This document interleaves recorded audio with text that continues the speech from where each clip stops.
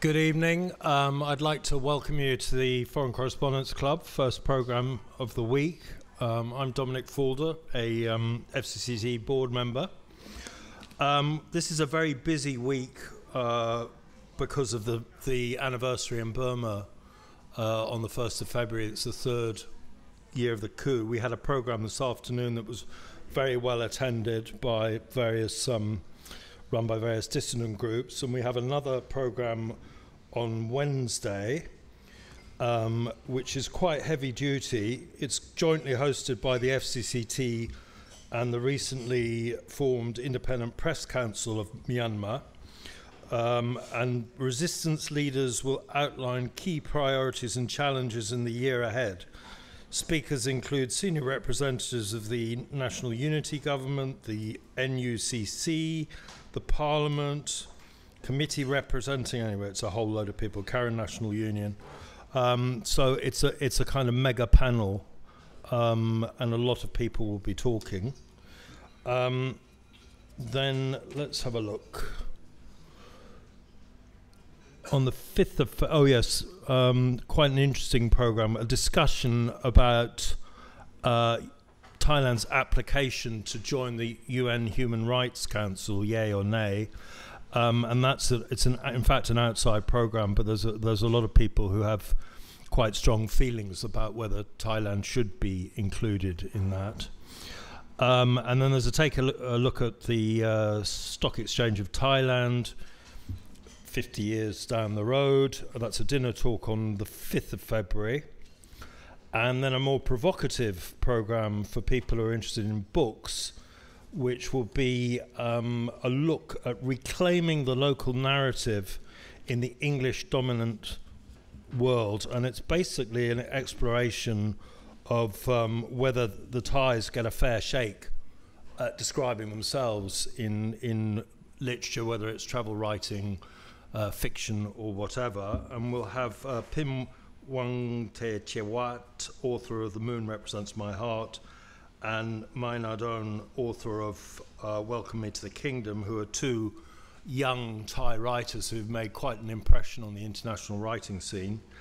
And then we'll have an old fuddy-duddy Farang, Philip Cornwall Smith, the author of Very Bangkok and Very Thai Every Day, who is a very sympathetic observer of Thailand.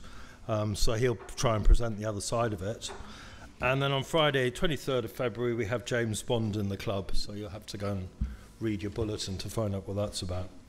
And so to this evening, this is a book launch. I think it's the first book launch you've done, is it?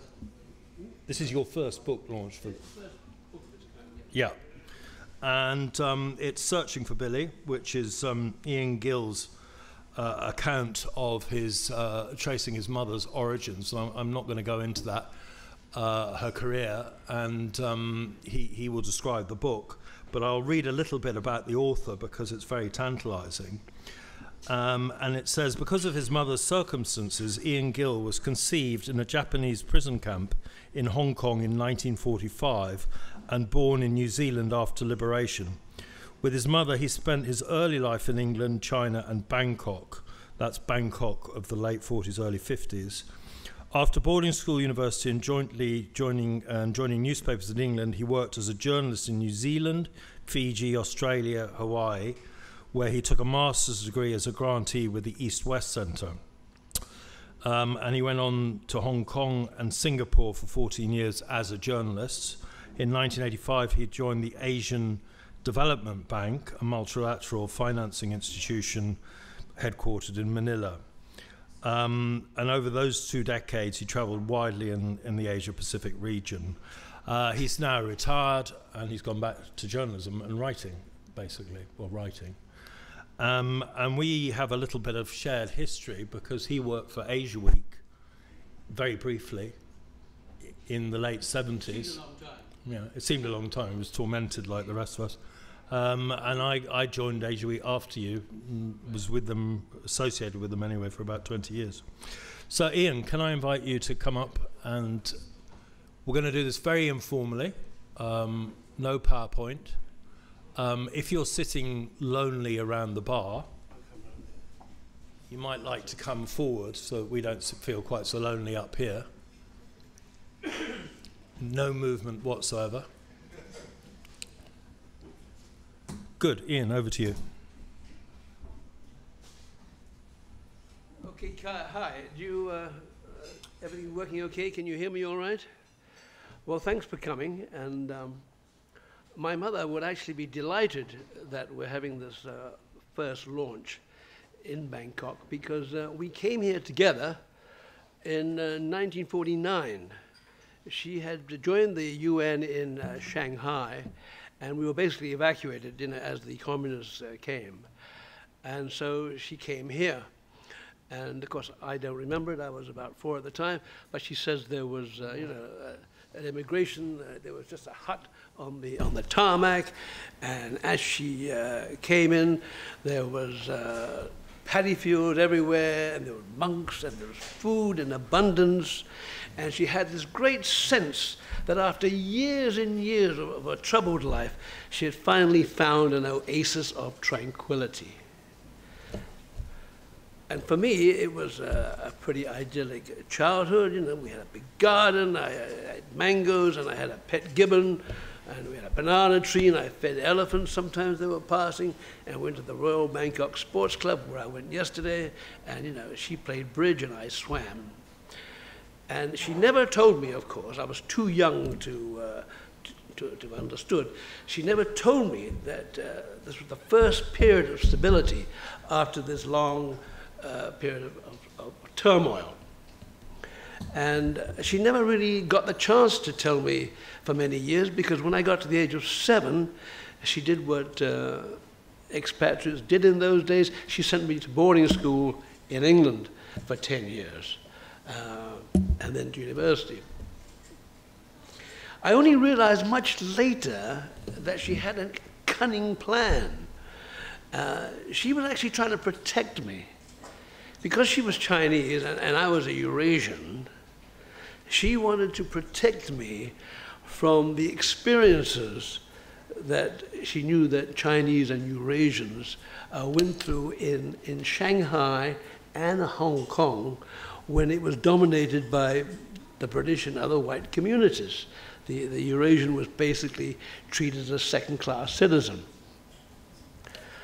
So her cunning plan was to fly me behind enemy lines, so to speak, and become an Englishman. And actually, she really wanted me to become an English gentleman, one of these suave, sophisticated types that she met at the UN. Unfortunately, that one didn't work out. I became a journalist instead. And I worked in England as a journalist for a few years, and then I went to New Zealand with a job offer, and where the salary was higher, and the taxes were lower, and the beer was cheaper, and I was all set for a comfortable, rather dull life. And then all that changed in 1975. She was just retiring from the UN in Geneva, and she said, listen, why don't we meet in Hong Kong for a holiday? I said, so, that sounds great. I'd never been to Hong Kong except as an embryo. And more about that later. So anyway, I arrived in Hong Kong, and to my surprise, she had lined up a program. And first of all, she introduced me to these 2 elegantly dressed, rather beautiful Eurasian ladies with whom she had been to school in Shanghai. And they'd all had the same experience of having to leave Shanghai in a hurry, and they were all, it was strange, they were looking back upon their life in Shanghai as something very exciting and wonderful and great nostalgia. At the same time, they didn't want to go back. They all had this fear that the homes they had lived in would be occupied by several families, and the whole thing would spoil the memory they had of Shanghai. And then she took me to Taipei, and she introduced me to former colleagues she had met in Shanghai and Hong Kong. And these were people who were now senior figures in the government. They'd been ambassadors and so on. They had fled of course, China, after 1949. And I was amazed at the warmth and respect that they accorded her.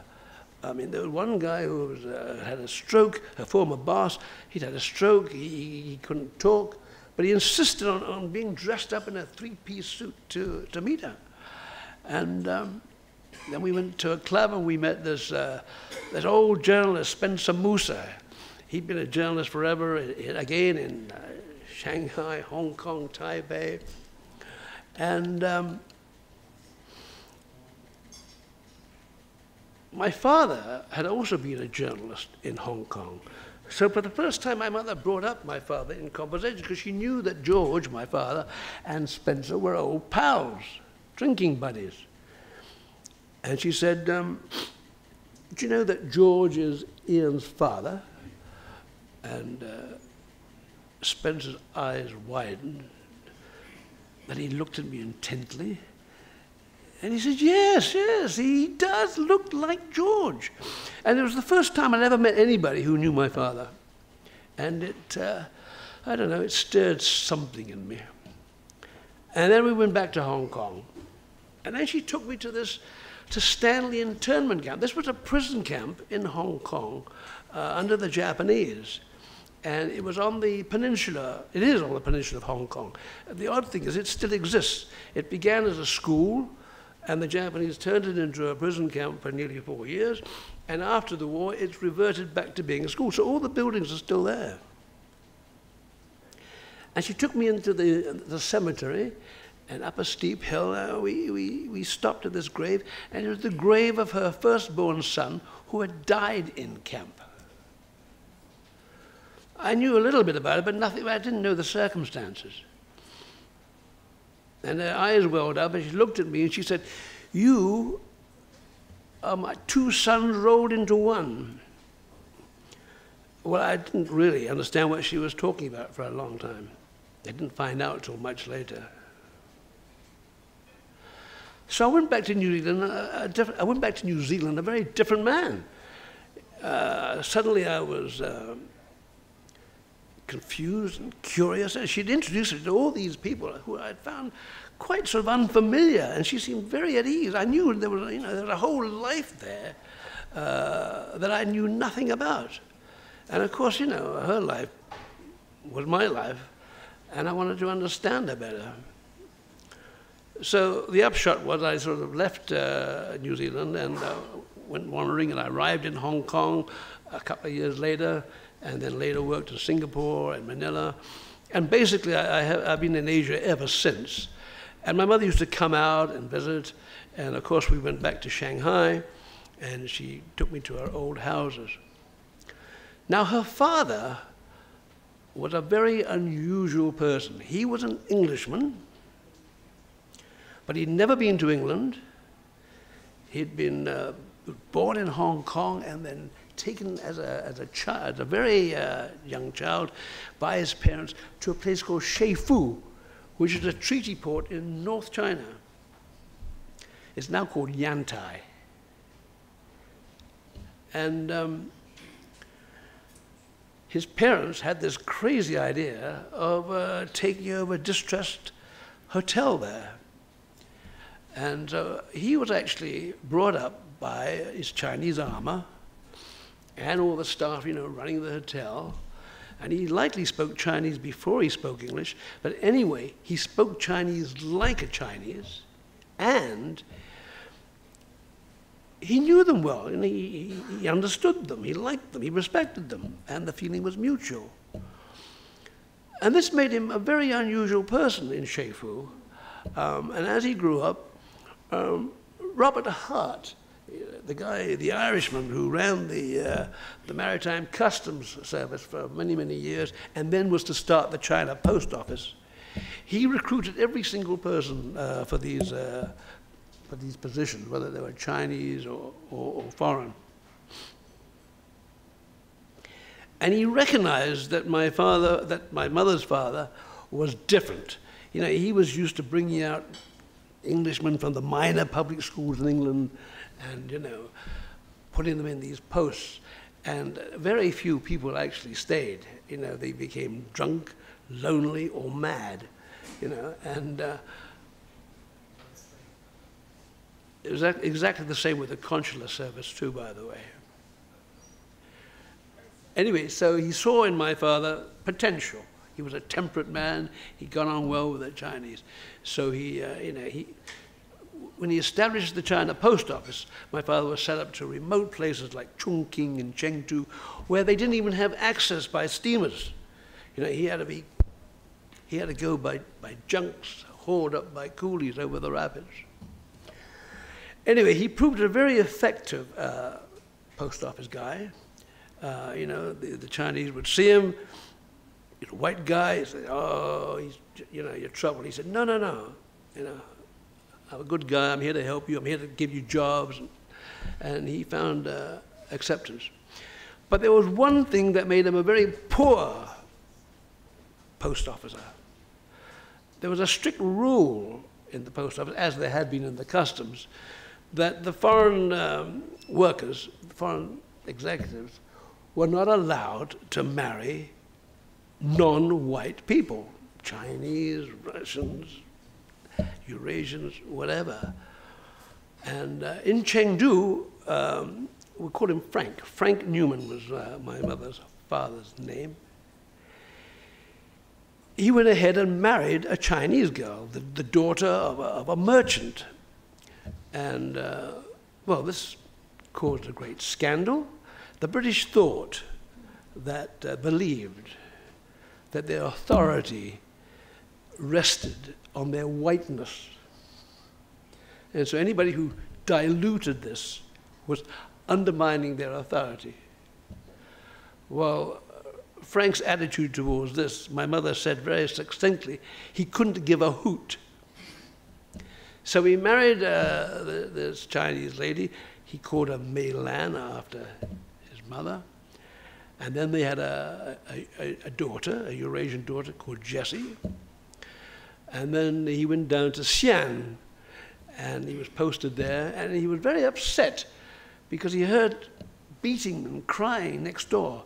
It was a trader along the Silk Road beating this young girl. And so after a while, he went over there and made him an offer he couldn't refuse, and came back with this girl who he called Dorothy, or Dolly for short, and adopted her, wrote her name in the travel document. So she became, Dolly was of uncertain age and ethnic origins, but she was certainly another non-white. So here he's got 3 non-whites, and he's really kind of pushing the boundary. They're not going to fire him because they really need this guy. But he's not going to get any plum jobs on the coast either, you know, because, you know, his wives and daughters will not be welcome in any club, and people will, you know, talk about him behind his back. But he's very good at managing the locals. So in 1915, they sent him to Changsha, in the middle of China. It's not a coastal city, it's right in the middle and it's by a port. And Changsha was well known for being anti-foreign. They had riots there in 1910, and the foreigners sort of moved to this island off the town. So he was sent there to kind of manage the post office under the condition of civil war. And he did quite well. I found a message from him to his boss saying the northern forces were fighting the southern forces around that time. And he said, oh, the soldiers are milling around my post office, but I've barricaded the doors and so far managed to keep them out. Anyway, around this time, and I got this story from Dolly, you know, the girl, his second daughter.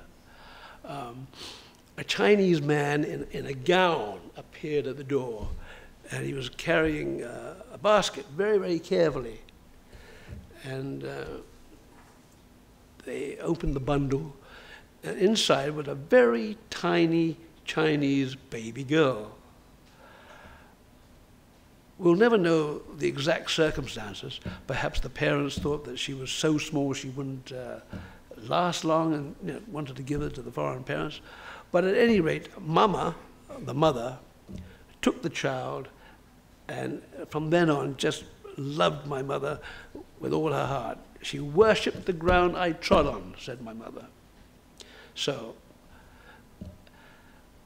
she had a very good start. Now her father, Changsha was getting a bit hairy, right? So he decided to send his wife and 3 daughters, now we've got 4 non-whites, to Shanghai to live. He wasn't going to be posted there, but he wanted them to be based there, right? It was safer and there were opportunities for good schools. And then he did something quite extraordinary. This is a man, an Englishman who was as Chinese as he was English. He decided to send all his 3 girls to the best British schools in Shanghai. And he sent my mother to the Shanghai Public School for Girls. This was quite a school, actually. This was run by the municipal council for the, for the children of the businessmen of the international settlement. And they brought out top English teachers, and they sailed them out first class on the piano. And these were pretty independent, women. They were usually single, a taste for adventure. And so they were a good role model. Not only that, but she learned the British curriculum. She knew English history better than Chinese. She played netball and hockey. And, they had Gilbert and Sullivan operas. She became, like me, a British girl in her outlook. And then when she was 16, she came home and she found her mother in tears. And her mother said that Frank, who had been away for quite a while, wasn't coming back. There was a story that he'd found a Russian girl, and he wasn't coming back, and the checks had stopped. And therefore, she'd have to drop out of school. She was doing really, really well at school, and she had a year to go before matric. But she had to drop out. Now, as always in a time of crisis, my mother used to say, somebody would step forward and lend a helping hand. And in this particular case, a friend of the family came and put her through secretarial school. She excelled at shorthand typing. She finished the course early, went back and repaid the family friend. Now, even being well-educated and having secretarial qualifications, of course, did not mean you could get a good job in the international settlement, where they preferred white girls to girls with Chinese faces. But again, she had a stroke of luck. Her elder sister, Jessie, had a job with Reuters. Reuters was an international company, didn't discriminate, as a teletypist.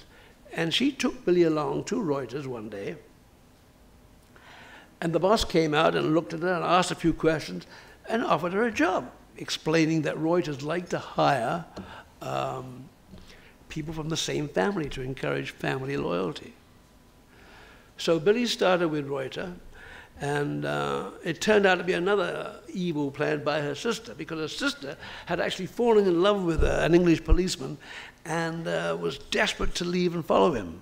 So after Frank's checks coming, they sold all his collection of artifacts and coins, and Jessie took her share and left for England, leaving my mother at 16, 17 years old, the sole breadwinner for the family. But at that Reuters, she met this chap, Spencer Musa, who, the old editor, and he taught her how to take stories from the teleprinter. They're all written in K-Belize, this kind of words abbreviated, words cut up, they truncated their stories for the sake of to save money on the telegrams, and taught her to turn these into usable stories for Reuters clients. And she loved the job, but she couldn't, to support her mother and herself, the salary was very pitiful. And one day she saw an advert in the paper that a new magazine was starting and looking for a secretary. So off she went. She was expecting to be taken to go to the commercial center, but instead she arrives in this residential area, and she goes into this flat. It's a 4-room flat. And in front of her, there's this Chinese gentleman, and he's dressed very smartly in a 3-piece suit, and he speaks sort of posh English, and it turns out he'd been to Cambridge. And he looks at my mother, he says, I'm going to give you a test. I'm going to read you a poem called The Shropshire Lad by A.E. Housman. It's not an easy poem, actually, and your job is to transcribe it. So my mother did it, and he looked at her, and he said, you know, we've had 50 applicants, you're the only one who's got a perfect result. So she was hired. And it turns out this magazine was actually financed by the government, and it was a cultural bridge. It was a cultural magazine, and it had Chinese scholars writing for it, and they invited Western scholars too. It became quite an influential magazine. But the scholars were mostly outside. The office was, very few people hung around the office. And so my mother quickly became not just a secretary, she became an accountant, she became the manager of the office, she answered the phone, she did everything. She prepared the magazine and proofread it and took it to the printer. And she met a lot of well-known writers and the literati of Shanghai. And one day in through the door comes this glamorous American woman. And this turned out to be Emily Hahn. Emily Hahn was quite a character. She was already quite well known in America. She worked for the New Yorker as a journalist. She'd written a couple of books, very independent and incredibly incredible woman, really. She soon caused scandals in Hong Kong. She did whatever she wanted, Emily. She was soon associated with Victor Sassoon, you know, and was seen on his arm at the racetrack. And then later on, she became the concubine of a famous Chinese poet called Sin Mei. So Emily Hahn had come to Shanghai just for a few days, fell in love with the place, loved it, and soon was getting jobs and creating more scandal. She was often the subject of stories that she was the author of them. Anyway, she and my mother instantly hit it off. She knew, she looked at this live wire girl who seemed to know everything and how everything ran. And they became great friends for the rest of their lives, actually. And she became my mother's confidante as well. And her letters were very illuminating. So all was going very well. But 1937 was a terrible year. First of all, in February, they got a letter from the British consul that her father had died of heart failure. And then, curiously enough, a few days later, another letter arrived. And the British consul said, we found this in your father's pocket when he died. And the letter said, I have wanted to come home for a very long time, but circumstances have not made it possible. And I beg of you to believe me and not think of me too harshly.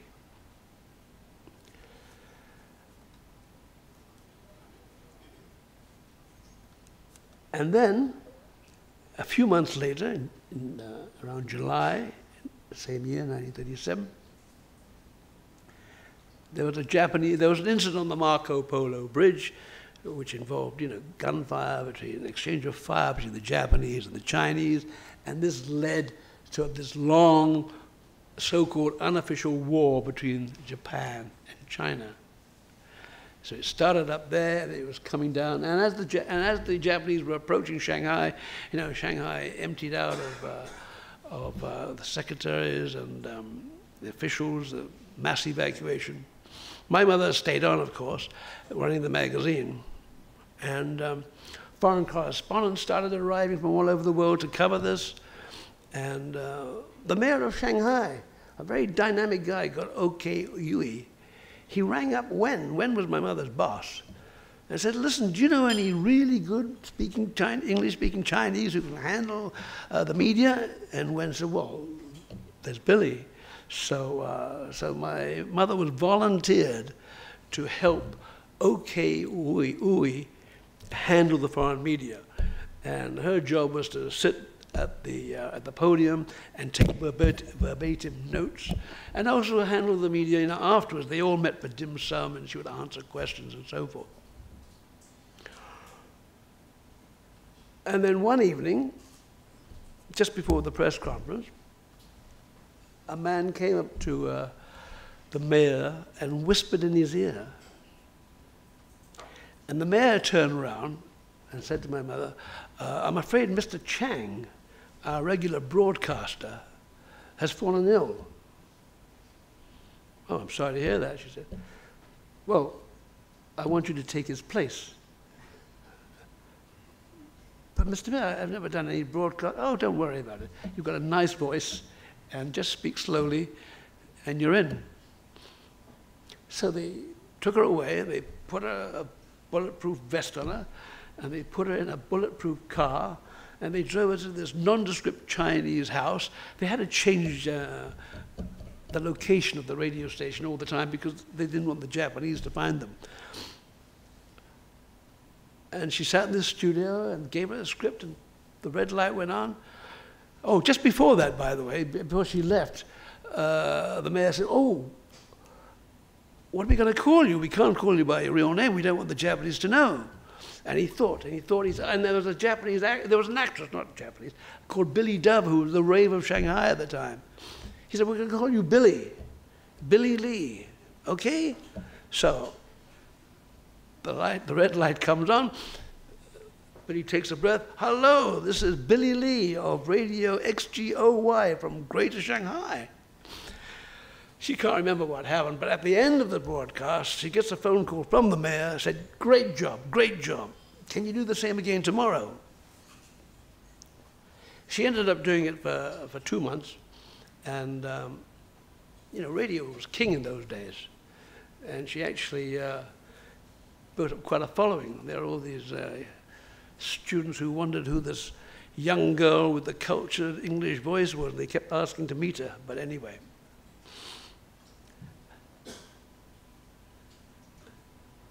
So then the war, of course, got worse and worse, and the Japanese took over.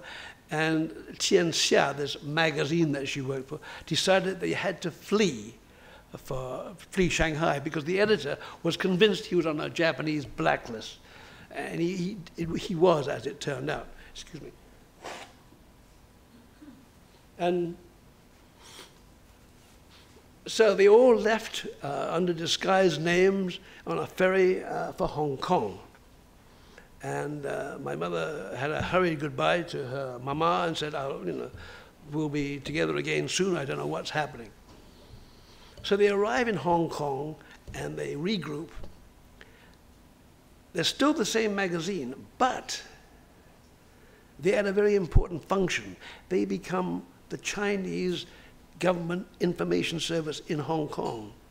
The reason was that, the Japanese, after taking Shanghai, they went on to Nanking, and they drove the Chinese further and further back, and Chiang Kai-shek and his people retreated to Chongqing in the far, far west. So they needed an outlet, a voice, and Hong Kong was the ideal place. Secondly, the Japanese controlled all the ports of China. So the foreign correspondents who are again flying in, they had to come through Hong Kong. And it was my mother's job to help accredit them and help them get into China and be, taken to the front lines and so forth. And she met quite a lot of interesting people. She met, people like Edgar Snow and even Hemingway, who came along with his war correspondent wife, Martha Gellhorn. And she had a lot of interesting interaction. It was interesting, in Hong Kong at the time, this is between the wars, the British and the Chinese generally led separate lives. They didn't interact. And here, in this, there was this small space where my mother and her colleagues, where the Chinese and the Western journalists, you know, were on equal terms. And she was very valued there. And, but when she left the office, she was transformed from valued employee into just a Chinese girl, you know. And in Hong Kong in those days, big companies, if you were working for them, you weren't allowed to, again, to marry Chinese or Eurasians. The Hong Kong Shanghai Bank had this rule right up to the 1950s. And so her status would shift whether she was in the office or outside the office. Anyway, so one day, she was with a friend on Repulse Bay Beach, and two British Army officers stopped by and chatted them up.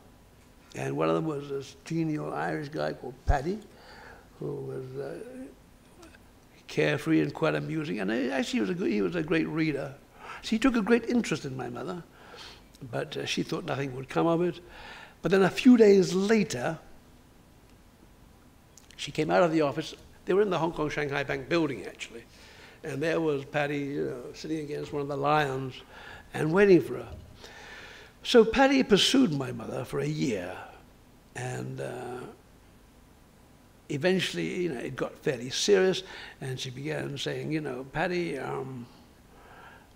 my mother wouldn't really approve of my going out with a soldier, and do you think, you know, after the war and everything, do you think you might want to get a job in Civvy Street? And Paddy said, sure, sure. I mean, he was really enamored of my mother. But yet, after that remark, she didn't understand, really, that an Irishman who had left Dublin and joined the British Army really wasn't going to leave the army, because that became his new family. He'd cut his roots from Ireland, where he would be regarded as a traitor, and his new family was the army, and in fact that proved to be so. Anyway, just before Christmas in 1939, Billie gets pregnant. And she said, well, Paddy, what are we going to do? So they get married, end of January 1940. But you know, Paddy's cooled. She can't understand why. And they don't have a honeymoon. And a few weeks later, early April, he calls her and they meet by the Star Ferry. And he says, look, my regiment's been called back to England. And we're leaving in a few days. And please do not come to England. Do not follow me. Well, this was quite devastating. But it was quite clear that he was breaking it off, and she had no idea why. Anyway, she carries on, and she gives birth to her firstborn, Brian, and immediately has a baby Armour to take care of him so she can continue her work. And then, on December the 8th, she was on her way to the office, and she heard these distant thuds, and it turned out to be Japanese bombs falling on Kai Tak Airport. And of course, everybody's life changed in an instant, and because she was Paddy's wife, she was able to get a billet at Peak Mansions, on the Peak actually. It was supposed to be offer her some protection, but in fact, you know, all the artillery shells coming over from Kowloon side, and the planes dropping bombs. I mean, it was a fantastic target. And in fact, I mean, a bomb did fall on the building and killed 3 women instantly. The battle for Hong Kong lasted 3 weeks, and the British and the Allies surrendered on Christmas Day. After that, under Japanese orders, all the foreigners, civilians, were ordered to assemble at a parade ground in the middle of Hong Kong. And from there, they were taken first for a dreadful week in these waterfront brothels, and then they were shipped to Stanley prison camp on the peninsula. She lived in a bungalow that was intended for a family of one family, and she shared it with 50 other people. When they arrived, there'd been a battle at Stanley. There was blood everywhere, bodies around the corner. There were excrements on the wall. The toilets didn't work. But the worst thing was the food. The Japanese would only allow them 2 bowls of watery gruel at about 11 in the morning and about 5 p.m. It was near starvation rations. It was lucky for my mother that Mickey Hahn, Emily Hahn, name was Mickey, stayed on the outside and was sending in food parcels. That helped keep her alive. But her main focus in camp was her son. It was a tremendous responsibility having a baby in camp, but also it provided focus, a sense of purpose. Now, it's pretty hard to take care of a kid 24 hours a day in a prison camp. And a group of nurses had organized themselves so they would go out and relieve some of the mothers of their charge for a few hours. So in May 1944, a couple of nurses came and they took Brian. And the Japanese had opened up a beach.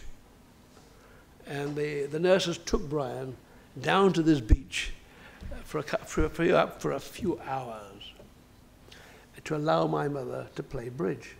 My mother had learned bridge in camp and had quickly become extremely good at it, and had become her salve. And she was sitting down playing with a hand, and she looked up and she saw a man she knew called Stephen Balfour standing in the doorway. And Stephen was breathing hard and white as a sheet, looked at my mother and said, "Billie, come with me." And of course my mother said, "What is it? What is it? Is it Brian?" And Stephen wouldn't answer, just said, "Come with me." So she followed Stephen. Stephen was a big guy, long strides. Mother was short, trying to keep up, praying and praying and praying that, it wasn't the worst. And when she arrived at the beach, there was a throng. They gave way, and she saw Brian in a woman's arms, and she thought he was asleep, but he wasn't. The nurses had got distracted, and they'd taken their eye off him, and he had drowned in a shallow wading pool on the beach. She doesn't really remember much of the days that followed. She was completely and utterly out of her mind with grief. But one man who had been vaguely her friend became more friendly. He was a very kind guy, a guy called George, and he came and just kept her company, because my mother had nobody in that camp. And George would tell me later, my mother would cry out, "Brian, Brian," and then she would faint, and George would catch her. And George was a journalist, but he was also a poet, quite a good poet, actually. And he wrote a poem about Brian's untimely death, and he gave it to my mother. And my mother was very moved. And basically, they became very good friends. And as time went on, well, my mother told me many, many years later, she said, "Listen, when Brian died, I was crazy. I couldn't forgive myself. There was such a loss. I yearned and yearned to somehow replace the loss." And George understood that. So they were going to take their relationship to the next level. Now, there are a lot of difficulties here. The number one difficulty was that because of the very poor nutrition, many of the women in Stanley had stopped menstruating, and my mother among them.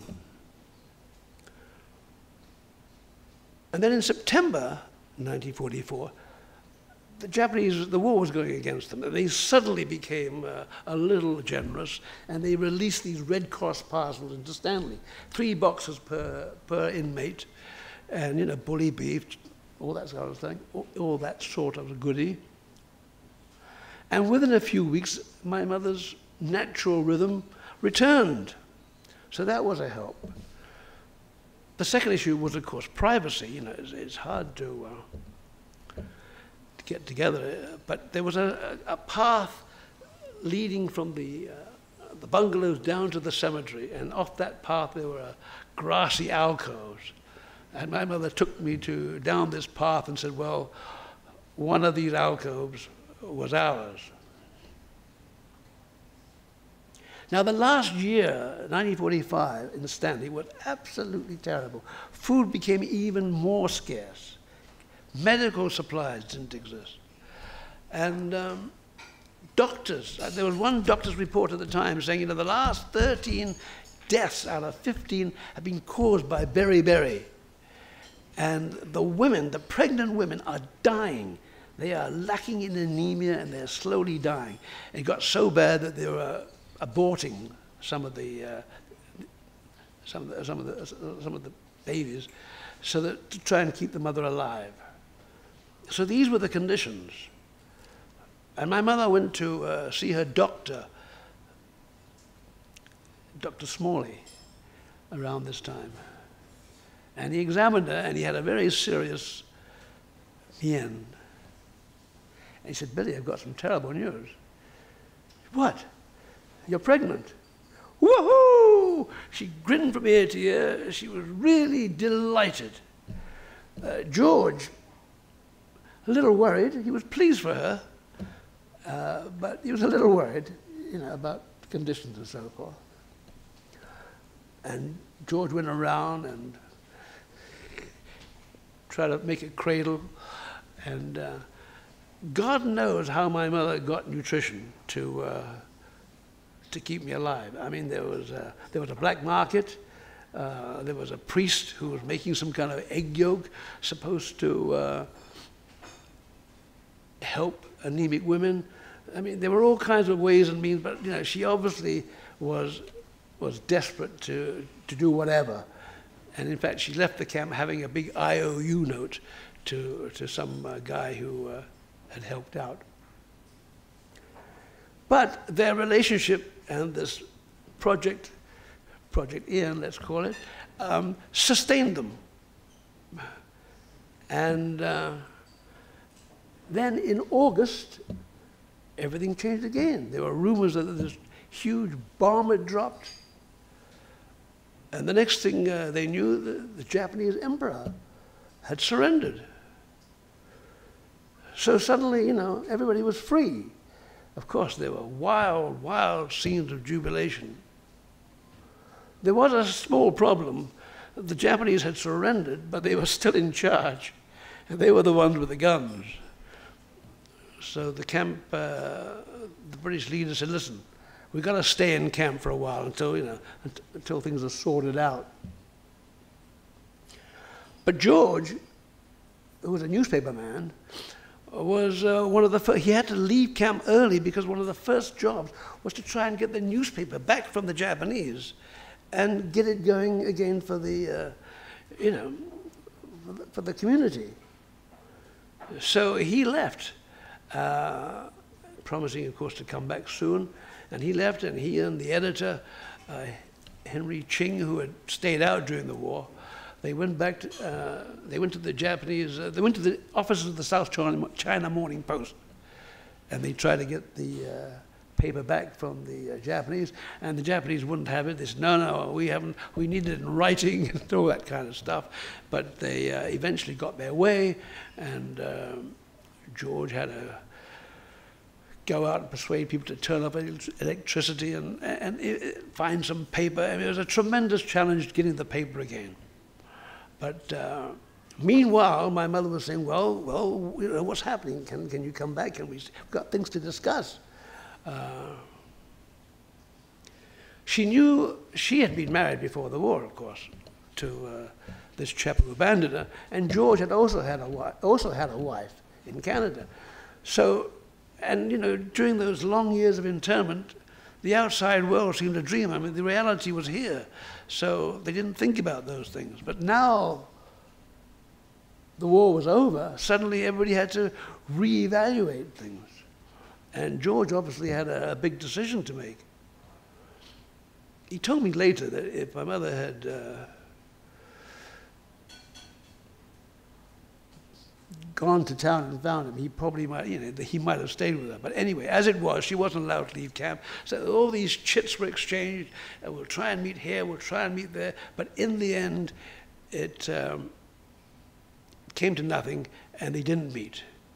And my mother got on an evacuation ship around September the 12th, and she left Hong Kong without seeing George. He wrote to her a letter saying, you know, I'm really, really sorry about this.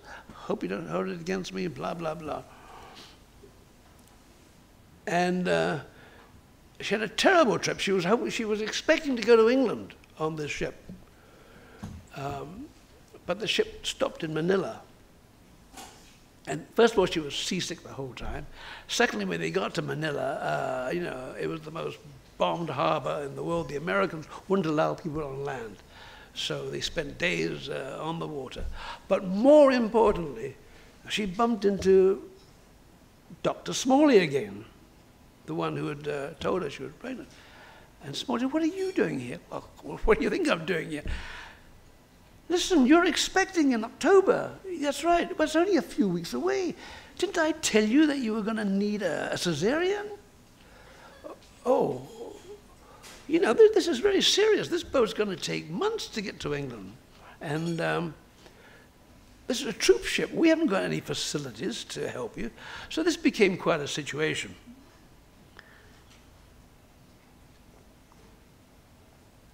And then, very fortunately, a ship comes into harbor, and it's a New Zealand hospital ship, the Mount Maunganui. Dr. Smalley is quite a fiery character, actually. So he goes up to the captain, he says, listen, this woman is in danger of dying. You've got to get her on that ship. Well, you know, not such an easy task when you're in the water quite a long way away. But he sends a message, you know, SOS, pregnant woman, will you take her? And the New Zealanders said, sure. And several hours later, they turn up in a small craft, quartermaster and a couple of assistants. And, you know, this boat is in the water, so, you know, she's lowered in a hoist off the side, like a baggage, and all her friends are lined up waving goodbye. It's quite a performance. And she gets in the boat, and she didn't know. And it's a 40-minute ride across the harbor. But the quartermaster says to her, listen, you are now a guest of the New Zealand government. You can relax. And she said she did. She felt safe for the first time in years. But she gets to this New Zealand hospital ship, the Mount Maunganui, and again, you know, hoist, lowered, mother put in, and taken up. And they get her, and they grab her, they put her on a stretcher, they take her straight to the operating room. She said, oh, listen, a bit embarrassing. It's true I'm pregnant, very pregnant, but I'm not due till next month. Oh, okay. Anyway, they give her some injections and vitamins and, you know, try and improve the situation. It's funny how women remember things, because when she describes the incident, she's very detailed about the lovely bedroom that she was given on board this hospital ship. She described the colors and how she was given, you know, chocolates, and biscuits, warm milk. You know, these were unimaginable luxuries. And she had the first decent sleep in years. It wasn't altogether a happy trip because this hospital ship had been around other prison camps around Asia, and there were a lot of very, very ill prisoners of war who actually died on the ship. But anyway, the ship finally sailed into Wellington Harbor, and it's only the second prisoner of war ship to arrive, and the New Zealanders turn out in their hundreds. There's a brass band playing, the Governor General is there, and the big cheering. And then my mother and her friends start getting off the ship, and there's a huge silence. They can't believe these emaciated people, they can't believe the sight of them. The New Zealanders were like big strapping guys, like from another planet. Anyway, everything goes fantastically. She's welcomed. She's given a special woman to look after her. She's taken to this brand new hospital in Lower Hutt. And she said every day was like Christmas. New Zealanders just flocked into the ward and put presents at the side of the bed. And then the big day arrives. She's going to have a cesarean on October the 25. And actually, a cesarean in those days was not an easy operation. We're talking about 1945. But anyway, she comes to, and the nurse says, "It's a boy, it's a boy." And she says, "Oh, great, well, where is he?"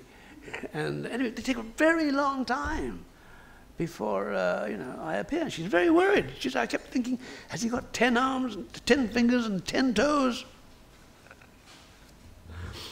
And finally, the little boy arrives, and I'm small.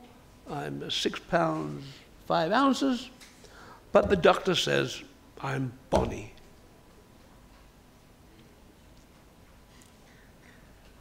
When I think of this Herculean task she faced, just getting me to the start line, I just wish I wish you were here and I could give her a big hug.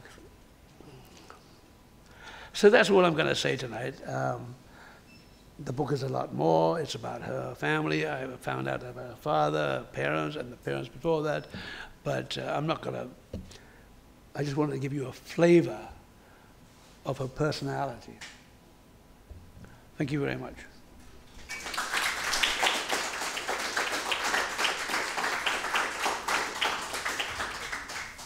I don't think I've ever come across anybody with such detailed knowledge of the events leading up to their birth, even where you were conceived. Exactly.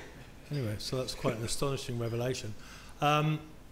We have a microphone as usual, so people who'd like to ask a question should get there quickly. All right. Or you can ask later when I'm sitting down or whatever. Just, I know it's a bit naughty after what you've done, but just tell us how you found your father, because that's just the tracking down of your dad. Yes, well, my father, I was a wanted baby in the camp, and he had this time when he was back on the newspaper to decide what to do, whether to woman would expect his baby or to go with his wife, who also had a child. And he offered to take me to my mother, but my mother wouldn't have it. And so he chose his wife and sailed off to Canada. And I was only told about this actually when I was 17. The story had been, for many years that my father was that Irish officer who abandoned her. There were questions of birth certificates and things like that. And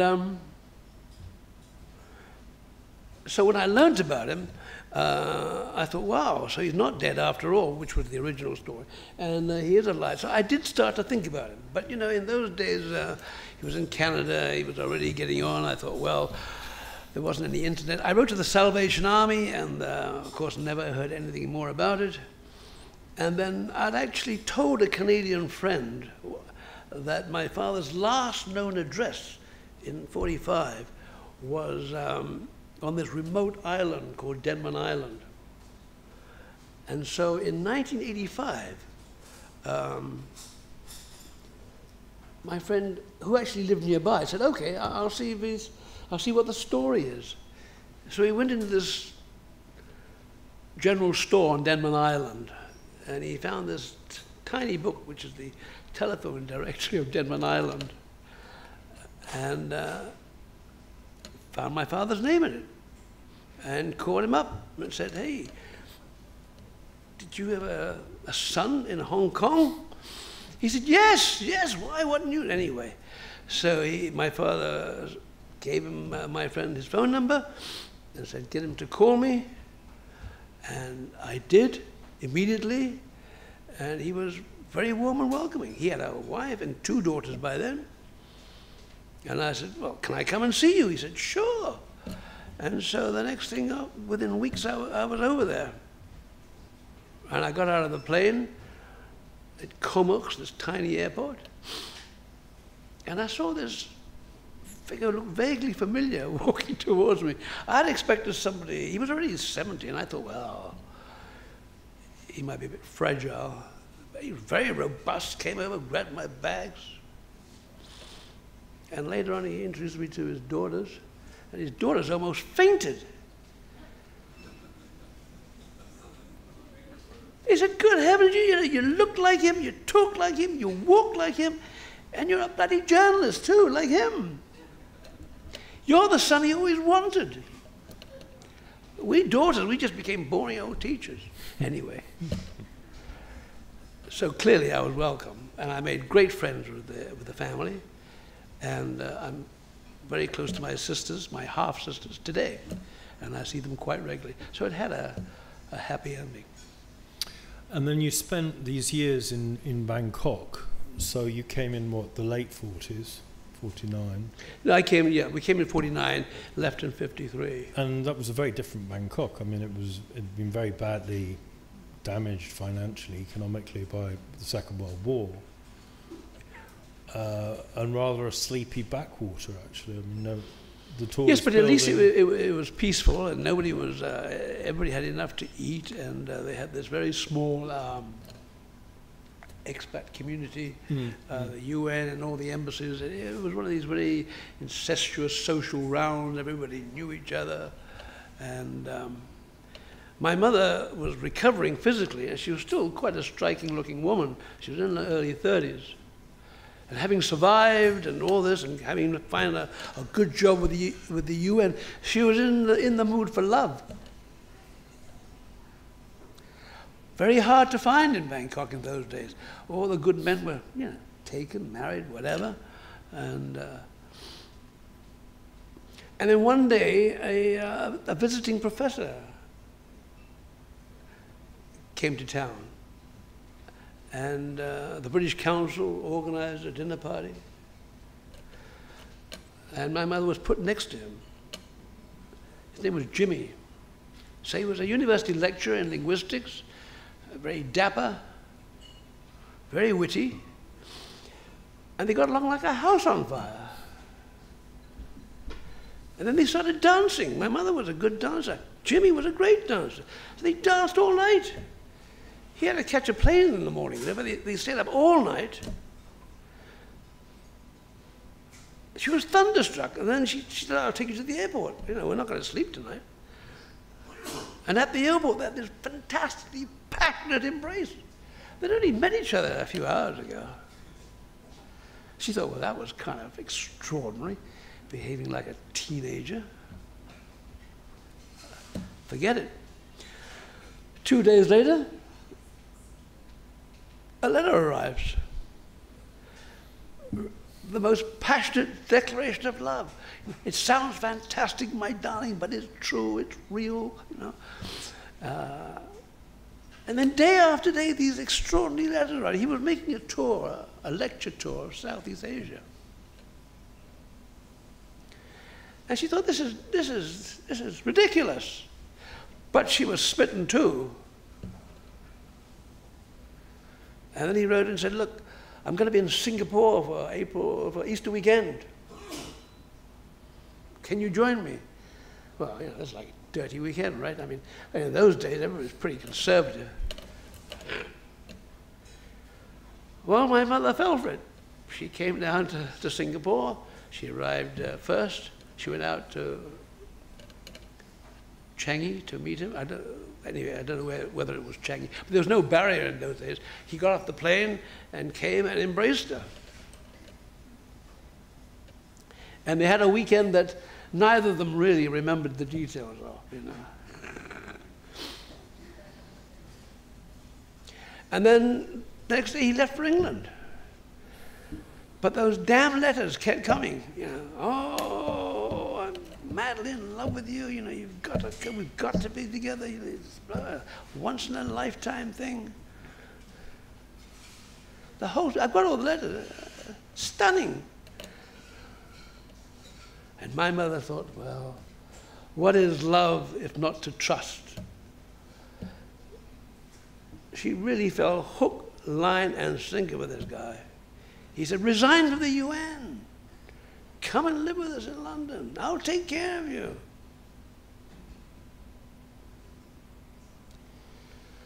I don't know whether I should finish this story or whether I should let you read it. All right, I'll finish it. It's not the last story in the book. It's not? No, okay, so finish this one. She had 5 blissful years in London with him. He kept traveling a lot, British Council, kept going hither and yon, but his frequent absences made all the reunions more passionate. And he'd always bring back presents. But one day he gave her a pair of nylons. And she said, oh, lovely, Jimmy, thank you very much. Sure. Funny, Jimmy, these are size 8. You know I'm a size 6.5. Oh, that stupid girl. Got it wrong.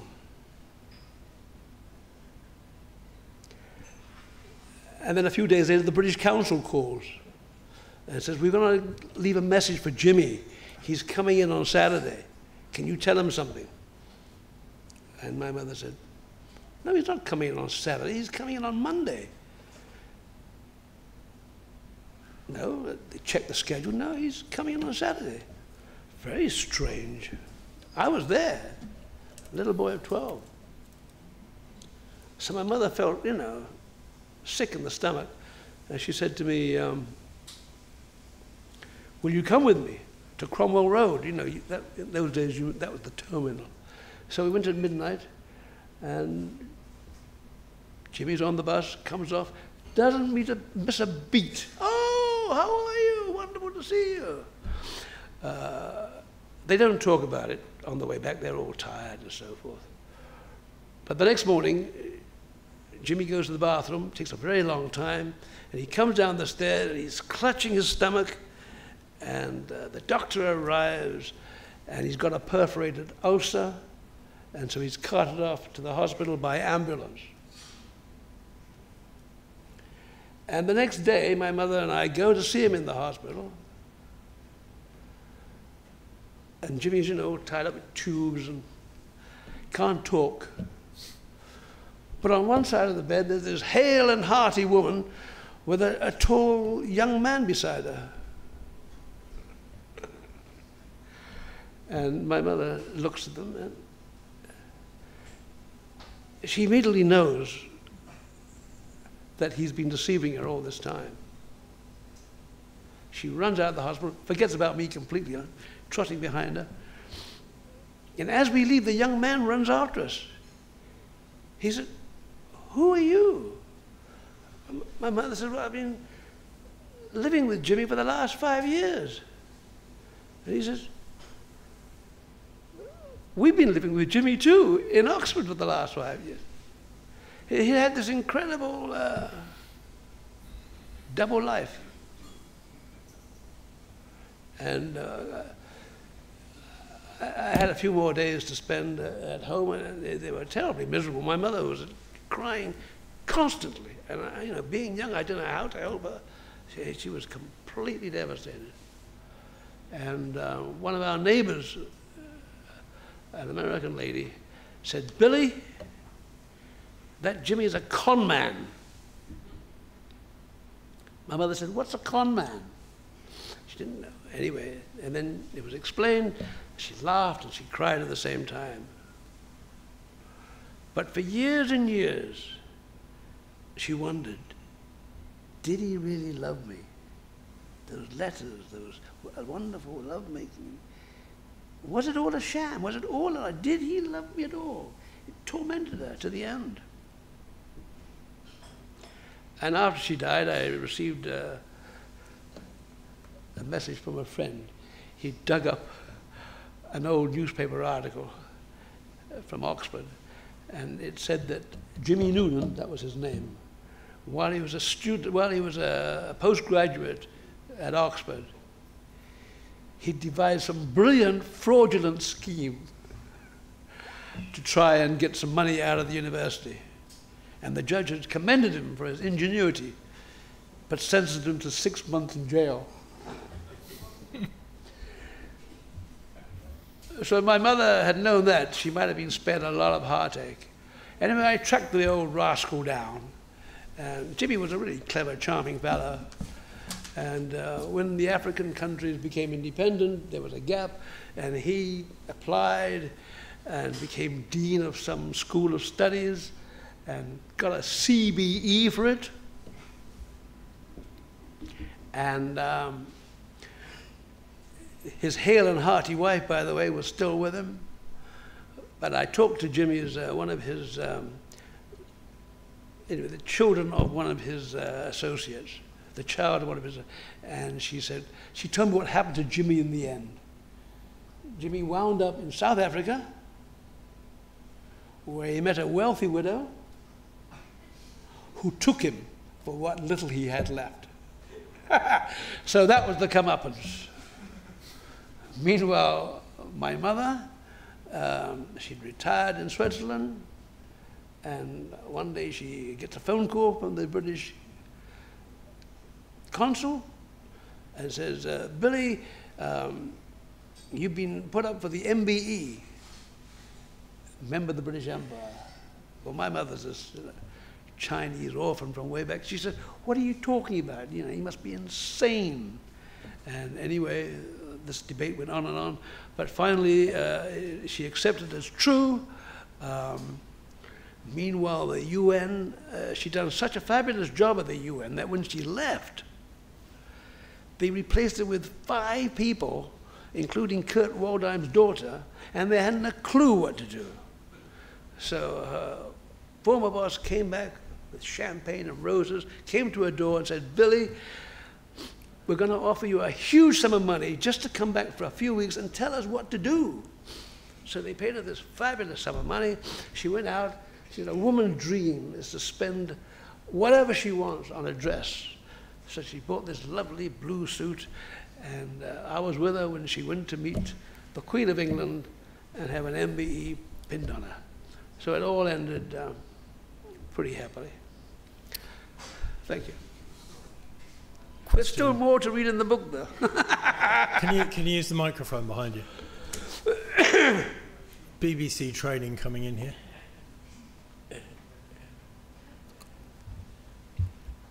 Great story, Ian, and fantastically well told. I'm just really interested to know a bit about your sources and the research that you had to do. Yeah, I mean, was it through conversations with your mom? I mean, were there documents, were there letters? I mean, what was the process that you had to go through to come up with this sort of multi-layered story that you've told us? Very good question indeed. So for the first several years, I relied on my mother as primary source and her friends. She kept in touch with all those Stanley prison camp friends. So I interviewed them. And we had a story, and there was also a thesis, a PhD thesis on Stanley, and we put together a story, but we weren't that happy with it. We actually produced the first draft in 2002. And I said, this could be very much improved. And then she died in the year 2006. And I let the whole thing mull for a while. But then when I returned to it, I found that the internet had really exploded in the 2000s. And all kinds of information came to light. For example, her father, you know, I found, who'd worked for the China Post Office, I found a PhD thesis on the internet on the China Post Office. And in, page 182 or something, there was a footnote. And it said Newman, that's all. So I contacted this chap, a Professor Lane Harris at the Furman University in the US. And I said, look, I told him the story. And he wrote back and he sent me her father's service records. China, around the 2008 Olympics, became very open. And a lot of scholars went into China and retrieved stuff from the archives, and this was one of them. So I was very lucky to have all the archives which detailed where he was, when he was there, what his job was. So, he was here, there, and everywhere. So then you had to find the political background at the time he was there and put it all together. But I also had incredible luck with living with relatives I found after all this time. I found a couple of them on Ancestry.com, would you believe? And a distant cousin said she'd found a Victorian trunk in her attic. And because she was a Newman, they were of the Newman family. I couldn't believe it. So I went down, we met in Southampton. This incredible, portfolio of photographs, including, Mary Ann and Edward. And anyway, we went all the way back to London and to Malvern Link. To find photographs is really something incredible when you're looking at for your family past. Am I boring you? The real big breakthrough came actually through an American missionary called Carl Smith. He arrived in Hong Kong around 1930, and he became passionate about local history. And he had a very strange obsession. He would go around newspaper libraries and government record offices and gather data on ordinary people, not the taipans, not the governors, not the big shots, but the ordinary people. And he'd put down their whatever he found on them, marriages, births, whatever. And he compiled something like 200,000 index cards. And they were donated to the Hong Kong records after he died. Now, I was frankly very, very stuck when it came to my mother's forebears. She had been told very little. Parents didn't talk much about them. But we did know she thought her grandfather might have been Irish. She thought her father might have been born in Southampton. We didn't know, and it's hard to start. Newman is not an unusual name. So then a friend of mine said, why don't you try the Carl Smith collection? So I applied to the Hong Kong Records Office, and back came these two cards, a complete profile, a snapshot of the Newmans in Hong Kong in the 1860s. And it gave the names of their marriage, the children, so forth and so forth. And on the last page of the card, it said, Family Hotel, Shei Fu. I said, what the hell is this Shei Fu? First of all, I'd never heard of it. My mother had never mentioned it. It had never been raised among the dinner tables in Shanghai. So I rang up a historian friend of mine, and he put me in touch with Robert Neild and Nick Kitto. There were a couple of accountants who after they retired in Hong Kong, went around every treaty port in China and wrote these books. And Nick took the pictures, and Robert wrote the text. So I wrote to them and I told them my story. I said, what's this Shei Fu? Boy, the next day I received a flood of information about Shei Fu and this family hotel, which had been run by my mother's grandparents. And they gave me the name of a historian, the local historian. So my wife and I went up to Sheifu, and it's wonderful, actually. The old foreign settlement is still preserved. And everything else is, a big, vast, anonymous Chinese city. And the historian, who, I'm afraid my Chinese is no good, and his English was very, very limited, but he came to the hotel every day and took us out somewhere very significant. And then he introduced me to his friends, and they feted us, banquets, lunches. I said, why are you guys being so nice to me? He said, oh, you're very important. You are the descendants of the Newmans of Sheifu. It's like a family homecoming. Anyway, Victor, he's become a good friend, and it went on and on. And then Robert said to me one day, he said, have you heard of a Duncan Clark? And I said, yes. My mother mentioned she had an aunt called Duncan Clark. And she had an aunt called Annie who married Duncan Clark. I said, why? He said, well, Duncan Clark, I know the grandson of the original Duncan Clark, and he's a family historian. He's got loads of stuff. 3 weeks later, I was in Coventry at the home of Duncan Clark. He's a surly old Scot, but he had this huge file and more family photographs. And another, remarkable trove. And that's how it went, really. Enormous luck, a bit of perseverance, of course, and that's how it's gone. And we've been all the way back to the original couple who came out to Hong Kong in the first place. Good. Well, that's an incredible odyssey. We have books for sale at the back of the room. Sorry, did you want to ask a question? So, identify yourself. Hi. My name's Catherine.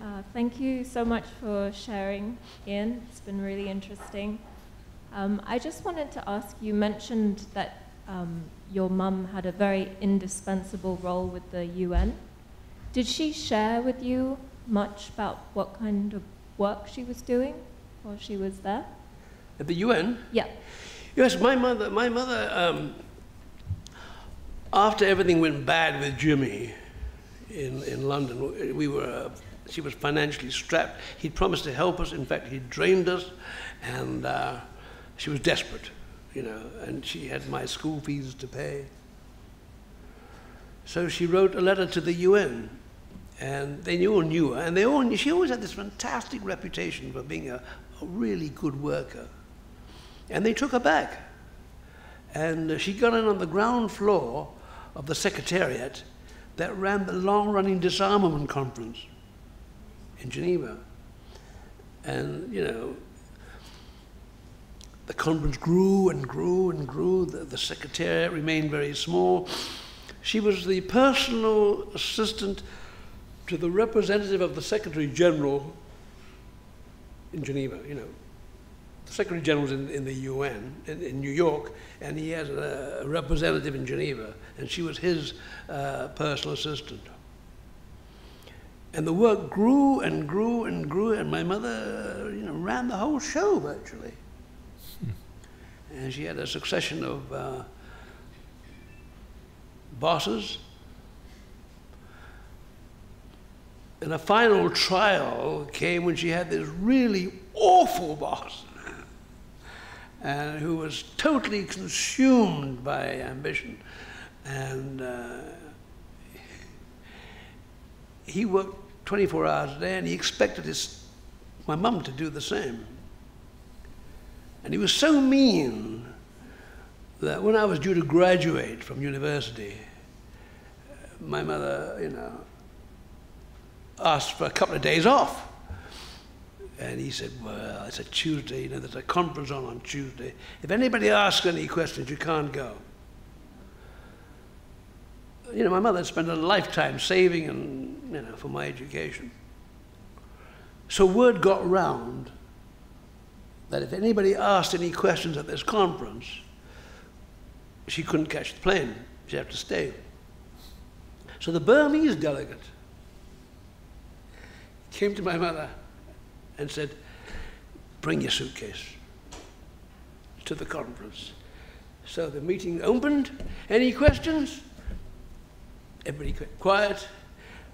Burmese guy grabbed my mother and she took her to the airport, and the boss was shouting, come back on Thursday, we got another conference.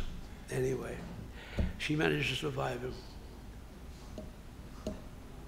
That's why she got the MBE. What was the name of the Burmese? Oh.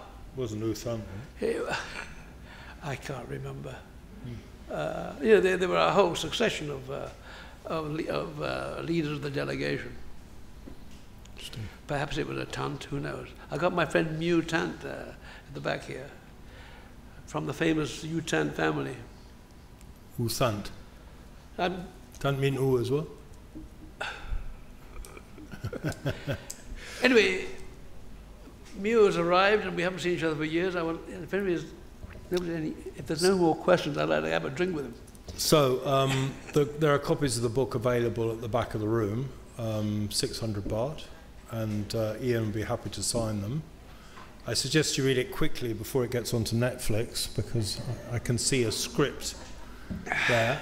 Ian, thank you very much for a very engaging evening. It was really delightful to hear that story. Dominic, thank you very much for allowing me to talk. Thank you.